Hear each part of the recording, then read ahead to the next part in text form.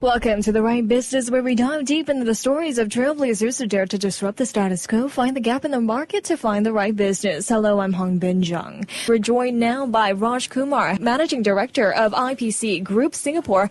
Raj, welcome to the show. Thank you, Hong Bin, for inviting me today. Thank you so much for joining us. Well, Raj, the story of IPC Group Singapore is rooted in solving problems that traditional travel agencies here in Singapore weren't addressing. So what exactly was the gap that IPC Group noticed in the market that you guys decided to, have this community-based travel, and it was the way to step into this industry? So, interestingly, we started our company about 27 years ago.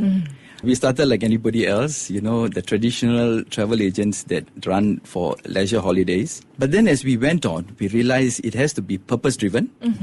And there has to be a social impact. There was a lot of instances that we saw there was a need where the livelihood of the lower-end community needs to be improved. And we were traveling and we thought we could do it. So we put our best foot forward in making this happen. Most travel agencies focus on leisure, luxury, convenience, but younger generations like Gen Z, they typically are looking for something different, right? How are Gen Z and younger travelers different from previous generations, you think? So, in fact, moving this topic, we are one of the travel agencies that do research-based studies. Very unusual of a travel agency, right? But we realize over the years there is a shift in the consumer's preference. The Gen Z or the millennials, they are veering towards sustainability as their main focus. So in line with the interests of our audience, right, we make holidays like beyond sightseeing. We create holiday experience beyond sightseeing. We make our audience participate in local communities' activities. We make them involved in a day-to-day local experience. That's engagement with the residents. It resonates to the interests of the local communities and also to our younger generations, the millennials. So do you see a lot of younger generations kind of picking up on those from your travel agency?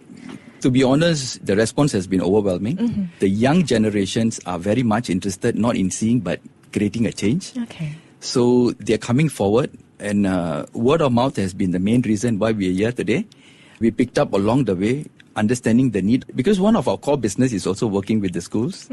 From there, we understand the need, and we researched, and we feel that this could be having a lasting impact, not only going on holiday, but also creating a change, a tangible change in the beneficiaries' lives. That's very nice to hear. Usually traditional travel agencies, they stick to their own traditions, right? Stick to the norm. But you guys are doing this research and also catering to the next generations. That's really nice.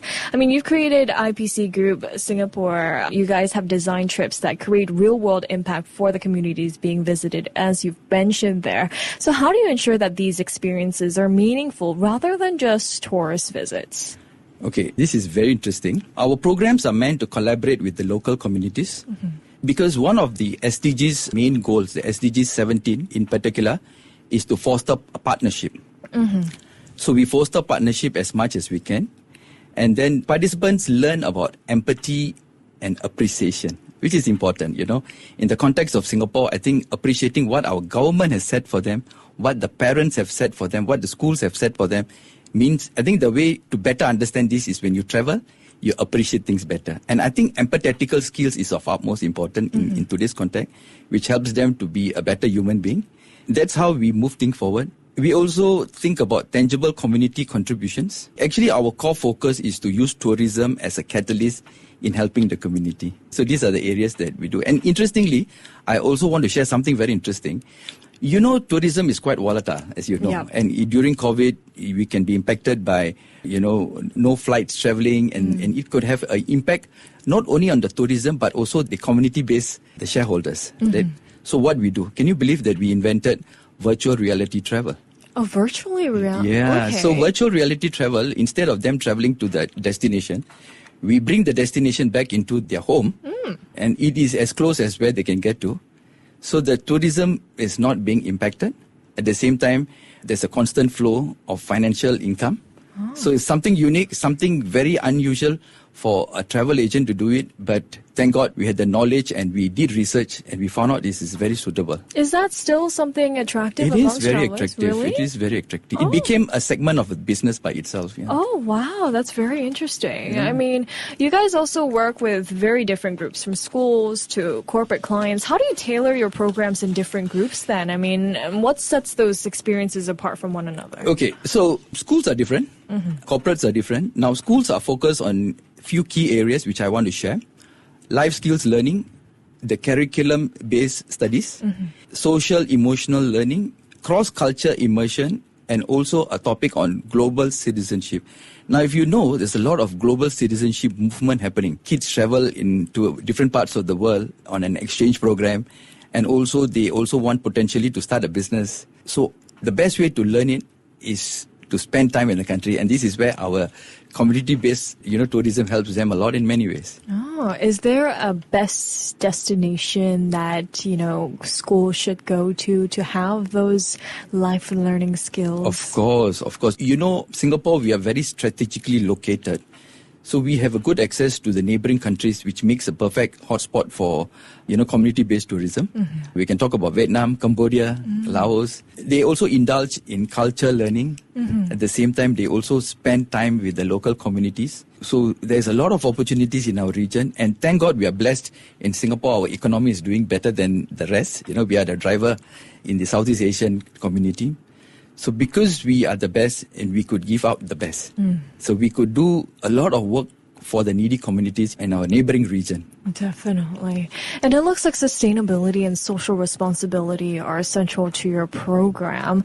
How do you integrate those principles, especially because you guys align your approach with the United Nations Sustainable Development Goals into your travel experiences? And, how do you balance giving travelers authentic experiences while also protecting and benefiting local communities? Okay, so we have SDGs close to our heart. SDG is an envision set by the United Nations, Envision 2030, in how we make or alleviate problems in the world to make this world a better place by 2030. Now, we sit with the clients, understanding what is their interest and their need, and against the need of the community, and we find a balance along the way. It is not a tedious process, but it's a process that will have interests of both parties working together. Interesting. So what are some of the examples of projects where travelers have actively contributed to tangible improvements, such as, supporting local schools, building infrastructure, or even aiding wildlife conservation? So this is a very interesting question. If I were to answer you, it will go on and on. So to make it short, we have proudly built toilets in villages in India. Yeah, very interesting. And we built water well, part of the water and salination program in a rural community in Africa, in Zambia. We also built schools for students in Cambodia, in rural Cambodia, because we think education and literacy is a core agenda that needs to be addressed. Recently, I was in China to promote panda conservation. Oh. How's that? Oh, that sounds very interesting. Sign me up. Panda is really, really cute, in Chengdu. And in Nepal, we do medical equipment supplies. All these programs, if you understand and see, it's aligned with the SDG 17, because SDG 17 is what we benchmark against our work. And it's an amazing thing. To be honest, I just also wanted to highlight something. The community-based tourism is valued at about $570 billion, was valued at $570 billion in 2022.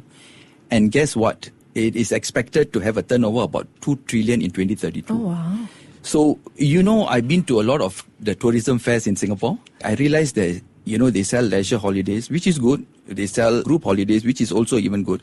But I think there needs to be a bit more focus on community-based tourism. Not only that you go and see, but you have a tangible impact on the ground on somebody's life. Amazing. I mean, community-based travel is still a relatively new concept in many markets. So where do you see the trend heading in Southeast Asia, as well as globally over the next few years? And how is IPC Group planning to adapt or expand to meet evolving demands? So I think, we see a huge potential growth in this area. Key areas that we want to focus on is to protect environment, which is our key primary agenda, to reduce carbon footprint, convert all our programs into an eco-friendly type holidays, as much as we can, as much as we should, right? Being responsible people in this ground. And then we also understand something. There is a paradigm shift from traditional to immersive and interactive and engaging type of